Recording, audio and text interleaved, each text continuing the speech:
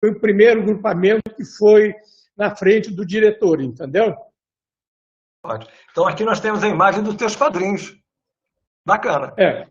O pessoal, ali, por trás da cabeça dele, lá tem uma embarcação e, novamente, alguém chegava, sentava naquela cadeirinha. E outro detalhe, Gelson, que eu me esqueci, essa cadeirinha, essa presumível liteira, ela era transportada aqui, ó, por 4 presos. Repara só a roupa dos presos aí. Tá vendo? Sim, sim. Os presos, e coitados deles, né? Que remavam a canoa do navio até a praia e da arrebentação da onda, então eles transportavam os familiares, alguém que, porque naquela ocasião, e me parece que até hoje Noronha não tem um cais de atracação. Isso. Bom. Essa aí, ô Gelson, o Veríssimo está à direita da foto, um chapéu preto. Ele está montado ali, é um burro, né? E o da esquerda era um grande amigo dele, que está de chapéu branco, chamava João Henrique Domingues.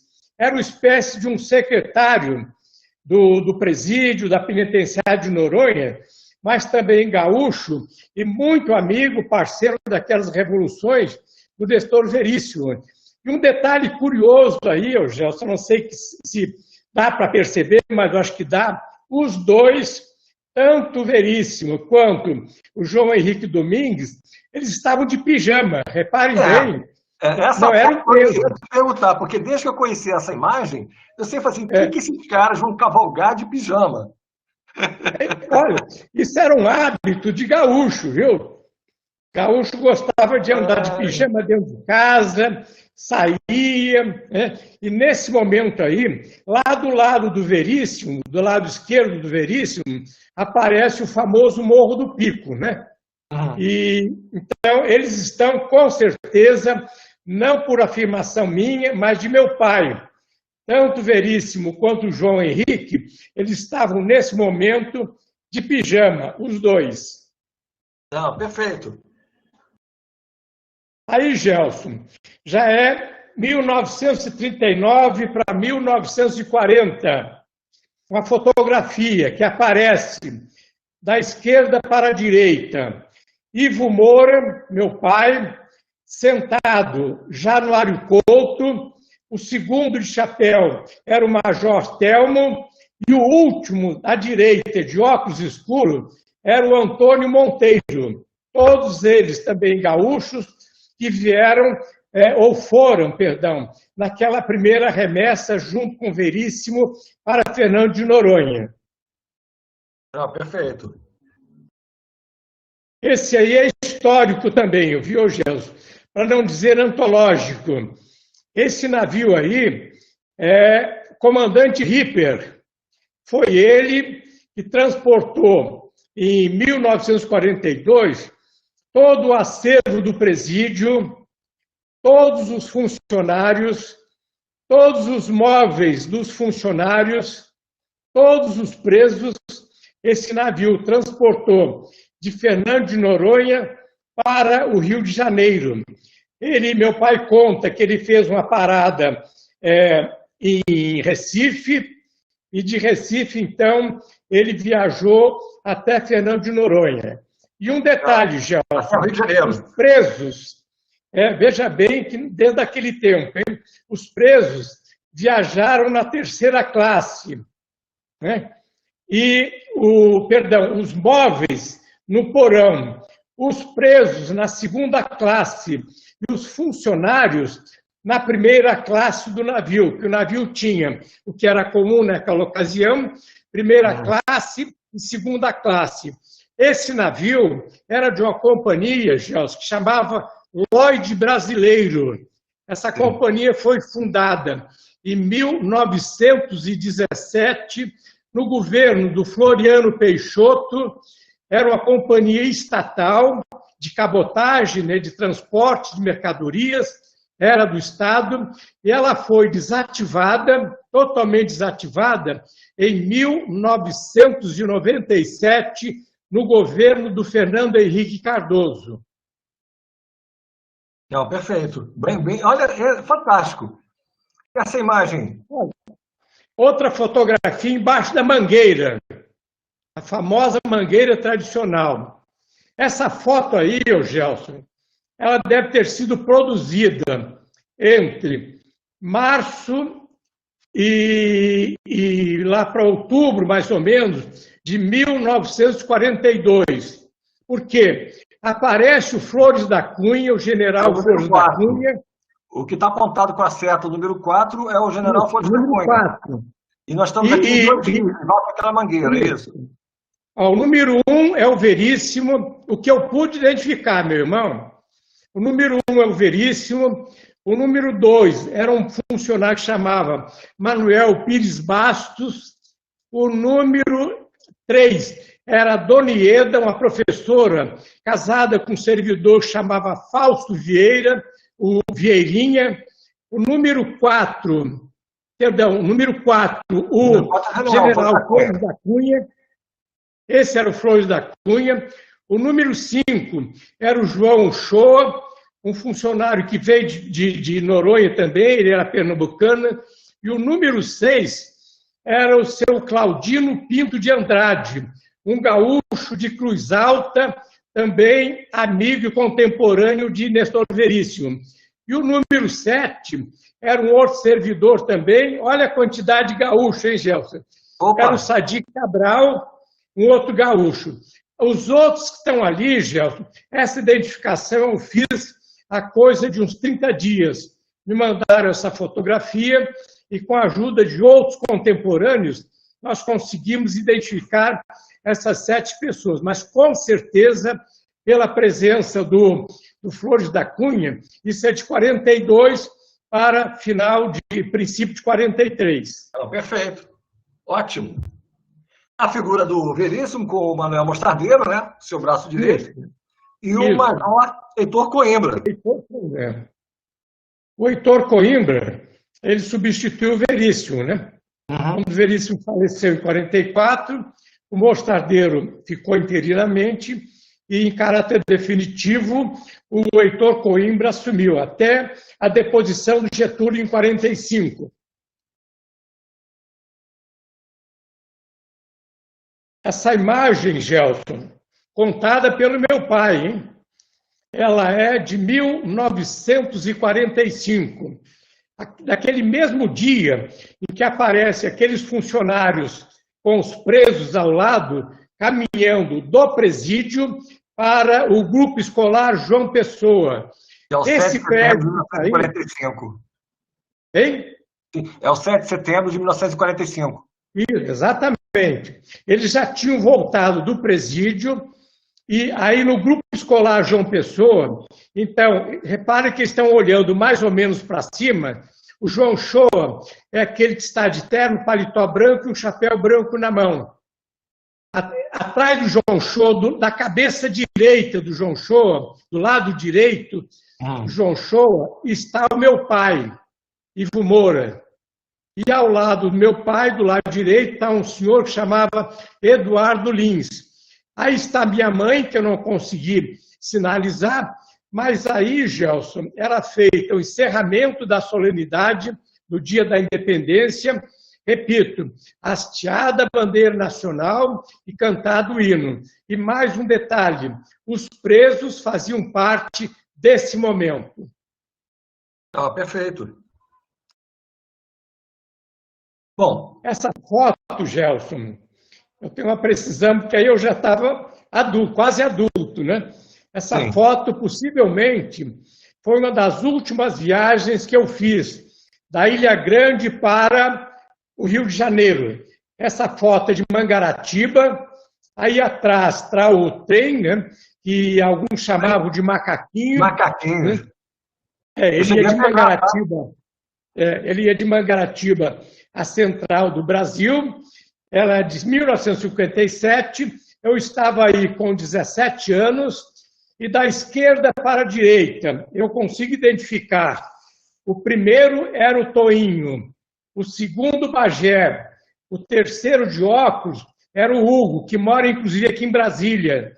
A segunda era a Ângela, a outra Silvia, a outra Sueli, e o último à direita é o polaco que está ali com 17 anos.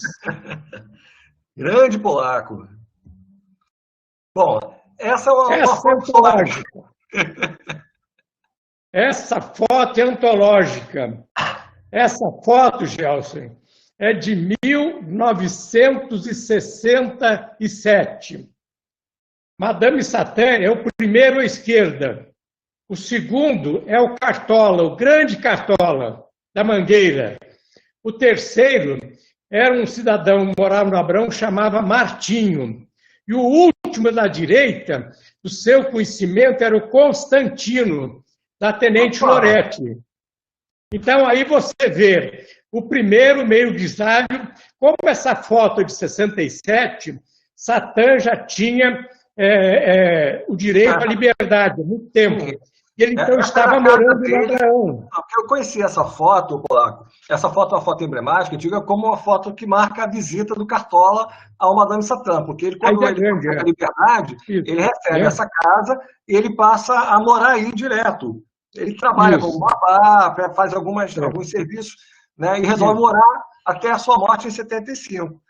Exatamente. E aí o Cartola, agora, eu não sabia que o seu Constantino também estava nessa foto. Eita. O Constantino está à direita ali, né? O último, né?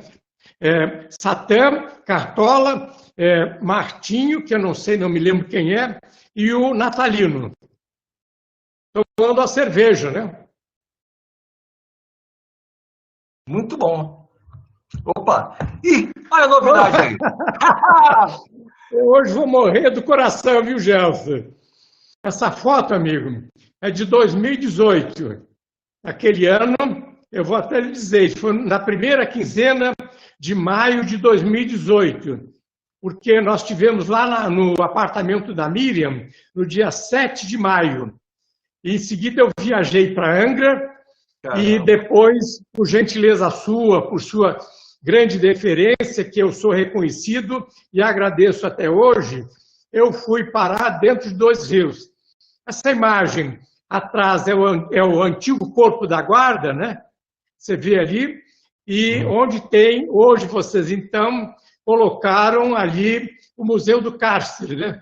Muito bem, é uma boa recordação, é uma memória que vocês conseguiram resgatar, vocês, Gelson, do museu e da UERJ, conseguiram, pelo menos, estava de pé alguma coisa, como a padaria, né? Vocês conseguiram. Então, eu me parabenizo com você e com toda a equipe do Ecomuseu. E essa foto é exatamente de maio de 2018. Não, obrigado. Na verdade, o mérito não é só meu, o mérito, na verdade, começa lá com o pioneirismo da Miriam, né? A Miriam Sepúlveda, que foi a pioneira do Ecomuseu Ilha Grande, o Ricardo Lima, que conseguiu desenvolver e foi um guerreiro também para poder fazer frente às nossas demandas e necessidades, e eu, com a minha equipe, lá com a nossa equipe, na verdade, estamos dando continuidade a esse trabalho, estamos tentando fazer o nosso melhor possível. E você é uma pessoa quase que o nosso irmão mais velho, né?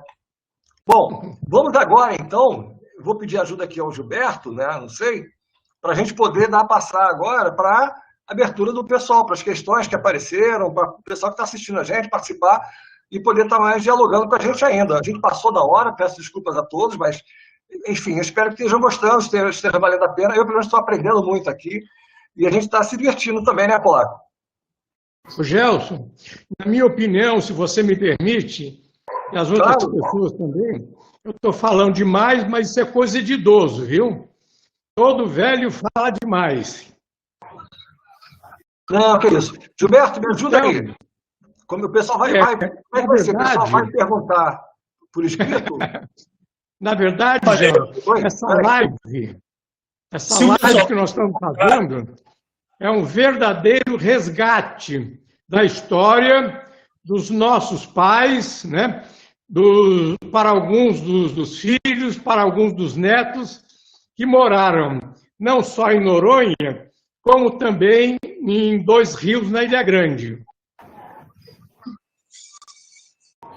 A ideia é um pouco essa. A gente está na 18ª Semana Nacional de Museus, nós somos um museu, e a gente não está pensando apenas no sentido de resgatar o passado, mas trazer esse passado de forma viva, vibrante, atual, para aqueles que participam dessa história hoje na Ilha Grande.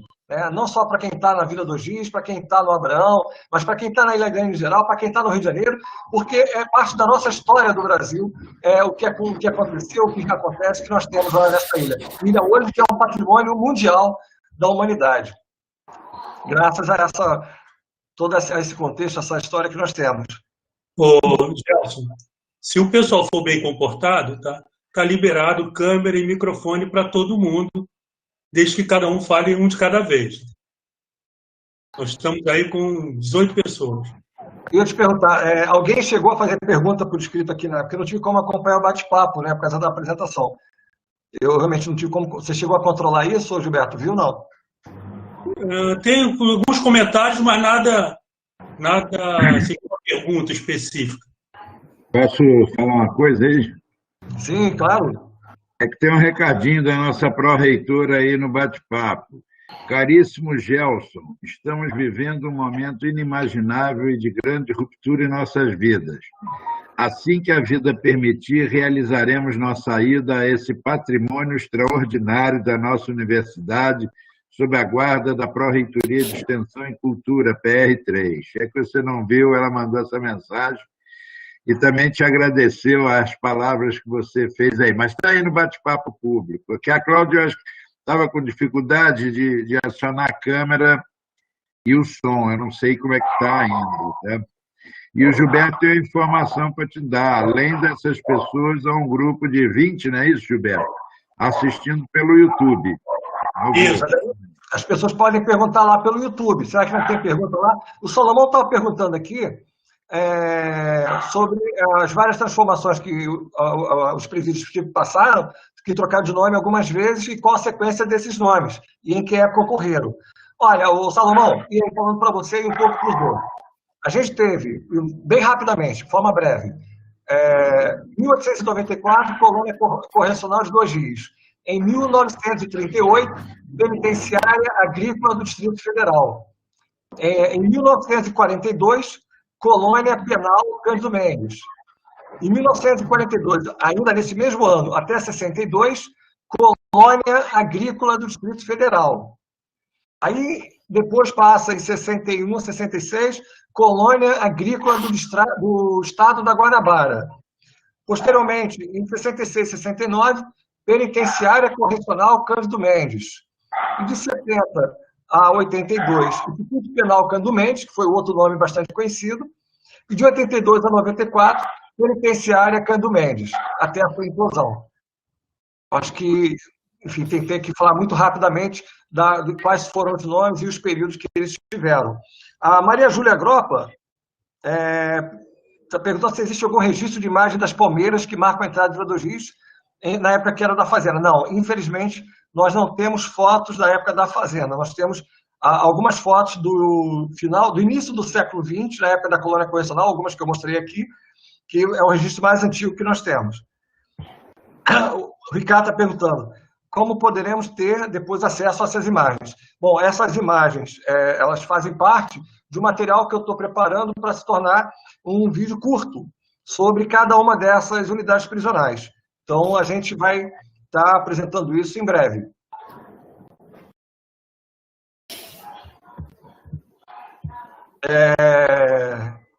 O que mais aqui, gente?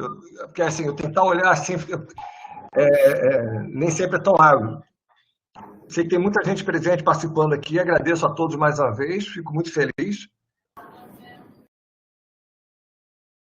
Bom, a Leonor Ribas, né, nossa grande amiga e parceira também, a represa que gerava energia para a segunda usina, Polaco, já vi algumas imagens. Poderia confirmar a época? Polaco, você quer falar dessa represa que gerava para a segunda usina? Qual era a época? Celso, novamente, pelo que eu ouvi falar dos meus pais, né? Possivelmente, praticamente com toda certeza, essa reforma dessa nova usina, ela começou a ser instalada a partir de 1942. Por quê? havia naquela época, chegou naqueles dias de 42 em Dois Rios, um cidadão de origem alemã, que era o seu Ernesto Ramus. Ele era casado com a dona Estefânia. Ele era um engenheiro elétrico e foi o seu Ernesto Ramus, com o chefe do setor de eletricidade do presídio, que chamava Nestor Gitirana, que fizeram o acabamento final ou a instalação final daquela usina hidroelétrica. O Polaco, isso é para você também. A Cíntia Cavalcante está perguntando, nossa Cíntia, que é coordenadora do Centro Multimídia, gostaria de saber como era a relação da comunidade com os presos em Vila dos Reis. Cíntia, né? Cíntia? É a Cíntia Gelson. Isso, é a Cíntia. Está perguntando como é que era a relação da comunidade. Muito bem, Cíntia. A nossa relação, a relação da sociedade naquela vila de Dois Rios, naquela década de 40 e até 50, era uma convivência pacífica e respeitosa, ou seja, o preso no seu lugar e a sociedade no seu lugar. Cada um respeitava dentro dos seus limites.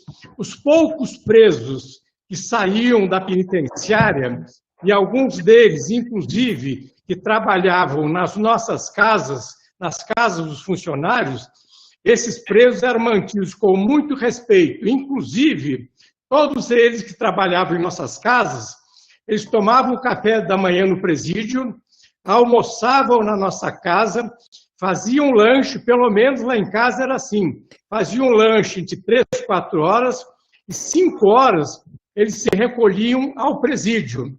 Muito bem.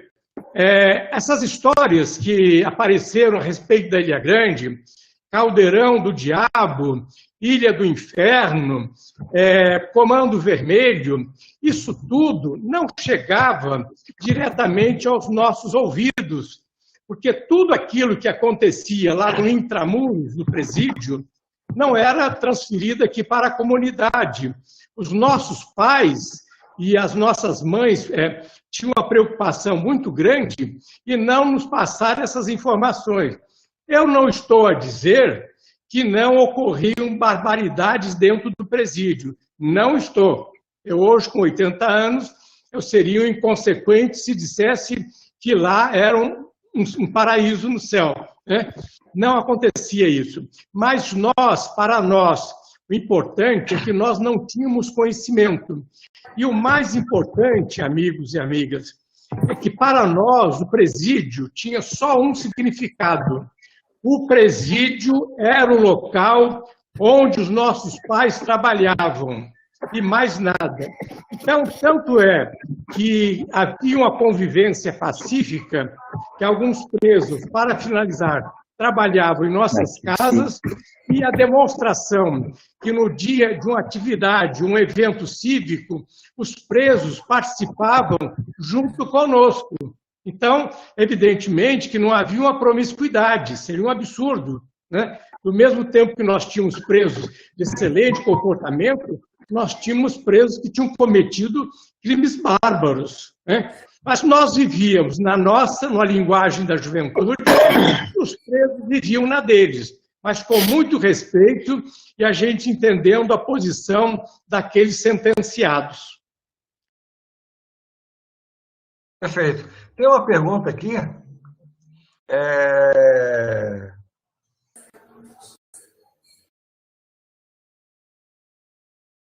Cadê? Desculpa. Vamos lá. O Salomão Ferreira fez uma pergunta. O trabalho dos presos deixou de ser obrigatório por quê? Seria o fim desse trabalho e o início da degradação das instalações? Olha, o trabalho deixou de ser obrigatório porque havia uma convenção de Genebra que delimitava o trabalho como um direito e um direito à liberdade. Portanto, esse tipo de trabalho obrigatório, ele era considerado como trabalho forçado, análogo à escravidão. Foi por isso que ele foi proibido. Não é que o preso deixou de poder trabalhar, mas ele passa a ter um outro significado, uma ressignificação, ou seja, até tardia, porque o que existia anteriormente, o trabalho obrigatório, era o trabalho forçado, que tinha um caráter como complementar da pena, né, como uma espécie de pagamento ou restituição à sociedade, que tinha um caráter pedagógico. Agora, o fim desse trabalho forçado não teve uma relação direta com a degradação das instalações. Claro, na medida em que você tinha antes a mão de obra do preso, que fazia a manutenção direta da estrada, das instalações, da vila, de tudo mais, isso era muito mais fácil. Ele passou com o fim do trabalho obrigatório, os presos continuaram fazendo essa manutenção, mas já não era com a mesma frequência. Agora, a degradação tem a ver com a diminuição dos recursos do Estado, né, tanto do governo federal como depois do governo do Estado, do Rio de Janeiro, para as unidades prisionais. Isso aí aconteceu, de fato, nesse período da ditadura militar. E até porque, assim, é importante chamar a atenção disso. Da década de 20 em diante, até a década de 60, 50 pelo menos, os presídios eles eram uma espécie de cartão de visita do projeto civilizatório do país. Então era comum levar as autoridades estrangeiras, levar visitantes para mostrar as unidades prisionais. Não é que era uma maravilha, não era. Mas havia essa preocupação. E depois, com a ditadura, isso se perde completamente. E hoje, quer dizer, aí ao longo dos anos 70, 80, a coisa só veio piorando. Houve uma época do governo Lula a tentativa de ter uma preocupação de investimento nessa área do sistema penitenciário nacional, um sistema que fosse comum. Alguns governos estaduais desenvolveram algum tipo mais de investimento, mas estamos longe de ter qualquer parâmetro disso. O Jorge Luiz Rocha, grande amigo, o presídio foi demolido em 1994, na época houve embate jurídico da Prefeitura de Angra dos Reis com o Estado. Uma liminar contra a demolição chegou a ser deferida, correto. A Prefeitura decretou tombamento provisório, ainda assim o presídio foi demolido. A que se atribui esse embate? Olha, primeiro que havia uma especulação de que a demolição apressada, e ela foi feita a toque de caixa, ela visava atender um projeto que já existia desde o governo Moreira Franco, em 87, de transformação ali num complexo turístico de alto luxo. Tá? Segundo, não havia claro com a implosão o que seria feito. Tudo bem, se não iria ser feito um complexo de turismo, ia ser feito o quê? Não havia isso de forma clara. E a Prefeitura queria esses esclarecimentos, além do que era um patrimônio público, histórico, importante, que estava sendo destruído. Né? Então o embate foi esse, a Prefeitura perdeu, e o governo, de forma assodada, o governo Leonel Brizola, era o Nilo Batista, que era o vice-governador na época, responsável, inclusive, pela condução desse... acabou resultando na implosão, né? Mas era um embate complicado. Leonor Ribas, mais uma vez, está perguntando aqui, os chamados presos soltos que tinham presos, eram chamados colonos livres, tá, Leonor? Que tinham casas, foram depois que eles trabalhavam fora e voltaram para o presídio. Sabia a época? Na verdade, desde o período da colônia agrícola, a gente passou a ter colonos livres, né, Polaco? Você pode falar um pouco como é que era a situação desses presos que tinham, não era na casa da vila, mas eles tinham casas próximas, né, em alguns lugares, que podiam ficar, inclusive com as suas famílias. Como é que era isso, Polaco? A situação desses colonos livres, desses presos nessa época? Gelson, eu não tenho essa memória, porque eu saí de lá em 1957, mas eu posso garantir para você, com toda certeza, que na década de 40 e na década de 50, nenhum preso, repito, nenhum preso morava fora do presídio. Esse sistema de concessão, de morar na vila, em algumas casas que foram de servidores, funcionários, me parece que isso foi a partir da década de 70 ou 80 para frente. Mas olha só, Polaco, mas não houve a concessão. O único preso que recebeu concessão de uma casa na vila, que era de antigo funcionário, para morar, foi seu Júlio. Tá? Júlio Almeida, o último preso da Ilha Grande, foi o único que foi aceito pela comunidade lá. E o pessoal da comunidade que estiver nos acompanhando aqui pode confirmar essa história. Mas os outros presos tinham, naquela rua que vai para Parnaioca, na própria estrada que vai em direção a Abraão, e na região que vai para Caixadaço, existiam várias outras casas em que esses colonos livres moravam, eram presos com bons comportamentos. Mas não era na vila, eram nesses lugares. E eles todos, na época da desativação do presídio, todos eles foram demolidos. Então não sobrou mais nada a não ser o vestígio do chão. Já fiz alguma pesquisa arqueológica naquela área que vai para o Caixadaço e encontro lá os vestígios das casas lá ainda. Caroline Costa está perguntando onde eu poderia pesquisar mais sobre a história das prisões da Ilha Grande. O tema é muito interessante e pouco falado ao longo da graduação. Ora, eu não tenho conseguido oportunidade para falar isso, mas na minha história, na licenciatura em História da UERJ, na Faculdade de Formação de Professores em São Gonçalo, eu tenho uma disciplina letiva, que é a História das Prisões, que eu costumava oferecer com mais regularidade, né, e apresentava lá, e inclusive levava os alunos para conhecer unidades prisionais e também ir lá visitar e conhecer a Ilha Grande. Mas, de fato, você tem razão, é pouco estudado, pouco conhecido, tanto as histórias das prisões em geral, como do Rio de Janeiro, e muito mais ainda a Ilha Grande. Kátia Calado, nossa coordenadora do Parque Botânico do Ecomuseu Ilha Grande, live excelente, parabéns, obrigado. Gostaria de saber se as construções de Vila do Giz eram utilizadas somente madeiras da região ou traziam também do continente. Bolaco, é contigo. Eu tenho a resposta. Vai lá. As madeiras das construções, elas eram utilizadas só madeiras da ilha ou vinham também do continente, Bolaco? Gelson, por gentileza, repita a pergunta que está muito ruim aqui o sinal. Tá, desculpa. As madeiras que eram utilizadas nas construções lá do presídio em Dois Rios, elas eram só madeira da ilha ou vinham do continente? Gelson, repito, a década de 40 e 50, toda a madeira era retirada das matas da Ilha Grande, daquelas cercanias ali da vila de Dois Rios. A lancha Nestor Veríssimo foi construída toda ela com madeira da região de Dois Rios.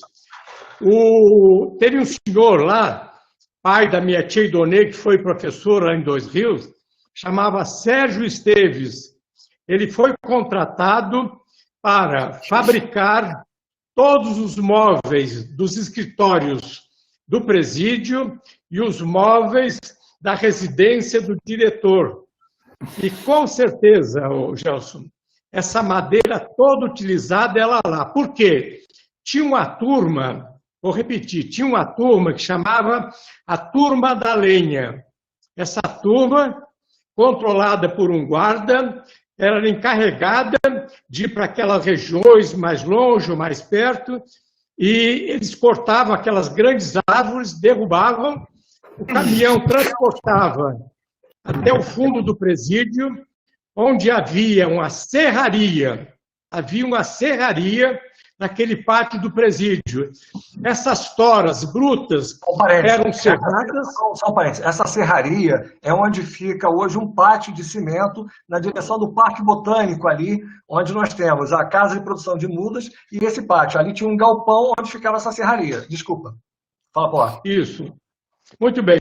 Essas toras passavam pela serraria, eram cortadas, aplainadas, e depois, bem ao lado, tinha ali uma carpintaria, porque tinha serraria e tinha carpintaria. A carpintaria, então, era onde essas tábuas, esses caibros, eram aproveitados para diversas finalidades da Vila de Dois Rios, entendeu? Construção de lanchas, todo o material utilizado lá, móveis, escritório, de algumas residências. Então, com certeza, Gelson, eu não tenho na memória nenhum registro de que tivesse chegado algum tipo de madeira, seja bruta ou madeira plainada, para a Vila de Dois Rios. Ok, obrigado, Polaco. A Sabrina está perguntando aqui, está comentando, boa tarde, ótima palestra, parabéns, obrigado, agradecemos. Aparentemente, a maioria das construções em Dois Rios foram realizadas no período do Veríssimo. Isso é verdade? Que construções seriam essas? Primeiro, Sabrina, as construções elas começaram antes do Nestor Veríssimo estar lá. Foi uma iniciativa de um projeto de modernização dos presídios da ditadura do Estado Novo, com o Getúlio Vargas. Eu não vou saber dizer quem começou essas obras, esses investigados. Agora, é evidente que boa parte do que foi feito ao longo daqueles anos, ali, 2, 3 anos que o Veríssimo teve à frente, foi muito significativo, sim. Tá? E aí, Polaco pode comentar um pouco mais dessas obras, desse período. Gelson? Oi, não, Polaco. Gelson, me parece, salvo engano de minha memória, que todo esse processo de modernização da Vila de Dois Rios começou na segunda metade da década de 1930. Eu tenho alguma coisa na memória. Até então havia o quê? Aquela colônia correcional de 1894, aquele presídio feminino que vocês recuperaram, e umas casas também mais antigas. Já haviam casas mais antigas, né? Possivelmente algumas até do tempo da Fazenda Dois Rios. Mas a memória que eu tenho registrada, Gelson, é que efetivamente começou com a construção do novo presídio, que me parece que foi a partir de 37, e várias obras, a usina, o tratamento de água, né? O saneamento básico, e, enfim, uma série de providências começaram a ser efetivamente tomadas a partir de uma preocupação do governo nessa segunda metade da década de 1930.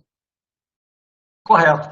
Né? E a Sabrina está perguntando aqui ainda de que a segunda usina é aquela que ainda está de pé até hoje. Sim, essa segunda usina que está lá de pé, com os prédios todos, e que a gente pretende que um dia a gente possa estar recuperando e abrindo também a visitação. A gente tem esse projeto para o Ecomuseu Ilha Grande. Não sei se a gente vai conseguir, quando vai conseguir, mas tem essa ideia em mente. Bom, não sei se tem alguma pergunta do grupo que está lá assistindo pelo YouTube, eu não estou conseguindo acessar por aqui.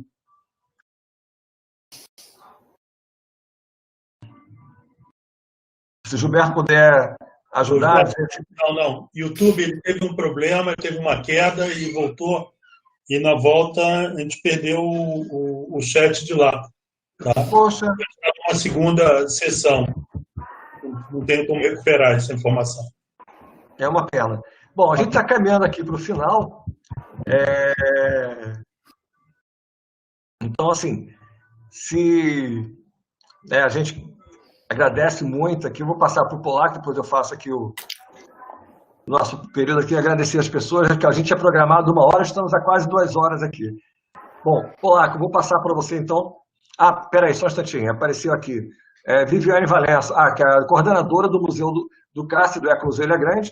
Gostaria de parabenizar o Gelson e o Polaco pela excelente apresentação e agradecer por partilhar momentos tão marcantes da época do presídio. Ter o Polaco conosco é um presente abrindo as atividades de comemoração da Semana Nacional de Museus. Nos motiva a refletir sobre o passado e o que temos feito no presente, mostrando a responsabilidade que o Ecomuseu Ilha Grande tem diante da preservação e guardar essas memórias. Bom, o trabalho é nosso, o mérito é todo nosso também, de você, da Viviane, da Kátia, da Cíntia, do Skinner, que tem também participado, de toda a equipe, Valdir, Paulo, de toda a equipe lá da nossa querida Dois Rios, de todos nós que estamos aqui contribuindo para esse trabalho.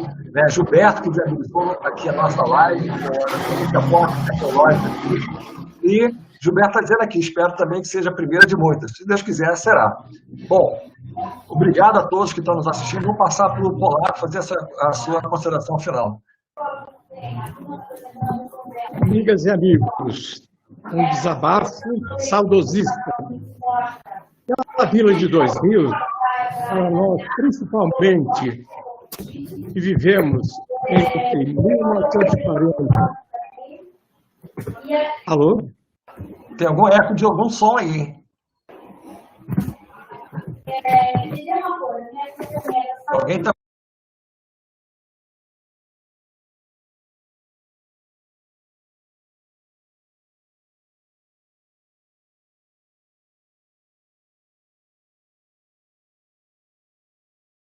Polaco, habilita o teu microfone embaixo aí.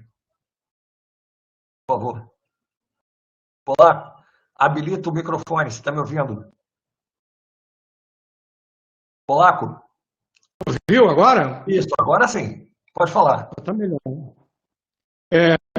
Amigas e amigos, para nós, e entre esses eu me incluo com muita satisfação, que vivemos naquela Vila de Dois Rios, naquela década de 40 e até 50, que foi o meu caso, Para nós, a sensação que nós temos, isso não é saudosismo de pessoa idosa, é uma realidade constatada. Naquela vila havia, amigas e amigos, uma sociedade organizada e uma sociedade disciplinada. Então, nós que passamos grande parte lá, principalmente a infância e alguns a adolescência, a impressão que nós temos e que nos passa hoje pela nossa memória é a seguinte: se existe, repito, se existe paraíso na Terra, ou se existiu, a Vila de Dois Rios foi para todos nós o verdadeiro paraíso na Terra. E eu encerro aqui agradecendo a todos os participantes, a toda a equipe que nos ajudou a fazer essa live, a todos aqueles e aquelas que formataram perguntas. Eu não sei se eu consegui respondê-las dentro da necessidade do que cada um esperava, mas essa é a memória de um cidadão que já tem 8 décadas de vivência. E termino fazendo um agradecimento, até porque minhas palavras nesse momento são palavras somente de gratidão. Eu agradeço ao UERJ, agradeço especificamente ao Gelson Rosentino, que proporcionou esse live, e com isso, esse momento, nós fizemos o verdadeiro resgate de toda essa história de Noronha até Ilha Grande. E eu não vejo como desassociar Fernando de Noronha, que é minha terra, que eu não conheço, da Ilha Grande, onde eu morei dos 2 aos 17 anos. Então, palavras minhas são somente de gratidão, gratidão e gratidão. Bom, Polaco, eu que fico também agradecido. Sei que você está emocionado, eu me emociono com as tuas palavras, com a tua emoção também. E a gente faz de forma muito humilde o nosso melhor possível para preservar essa memória, para tentar fazer com que a nossa responsabilidade da preservação dessa memória ela possa ser feita e, sobretudo, também levar até as novas gerações, as pessoas que não conhecem esse conhecimento, né? Conhecimento do qual você é um guardião, né? Então, Polaco, quando eu falo que você é o nosso patrimônio, né? É um patrimônio humano, é o nosso tesouro, né? Não é realmente nenhum exagero. Você é o nosso patrimônio, é o nosso guardião da memória, né, na Ilha Grande. Se você observar, você viveu efetivamente lá de 2 a 17 anos, mas você continuou acompanhando, você registrou esse período, você guardou todo esse período de outras informações e mantém isso vivo com você até hoje. Então, acho que é isso, né? Nós devemos agradecer muito a você e agradeço também a equipe que viabilizou a esse momento, ao Gilberto, ao Belisário, que nos acompanharam, a todos que nos acompanharam aqui nessa transmissão ao vivo, nesse nosso debate, nessa conversa sobre as histórias e as memórias das prisões na Ilha Grande, né? E dizer que, além de agradecer, eu faço um convite que nos acompanhem, nos curtam, nos acompanhem nas redes sociais, no Facebook, no Instagram, no YouTube, no nosso site. Vamos ter mais vídeos.